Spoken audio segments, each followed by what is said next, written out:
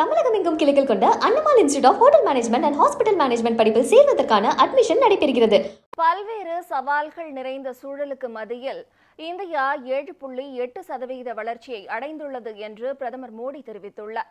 டெல்லியில் நடைபெற்ற இந்திய செமிகண்டக்டர்கள் மாநாட்டை தொடங்கி வைத்து பேசிய பிரதமர், இந்தியாவுடன் சேர்ந்து செமிகண்டக்டர் எதிர்காலத்தை உருவாக்க உலகம் தயாராக உள்ளது என்று குறிப்பிட்டார்.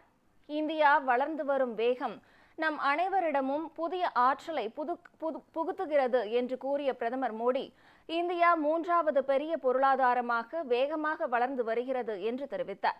உலகின் பல பொருளாதாரங்கள் நிச்சயமற்ற தன்மை தொடர்பான சவால்களை எதிர்கொள்கின்றன என்றும், ஆனாலும் அந்த சூழலுக்கு மத்தியில் இந்தியா 7.8% வளர்ச்சியை அடைந்துள்ளது என்றும் பிரதமர் மோடி கூறியுள்ளார்.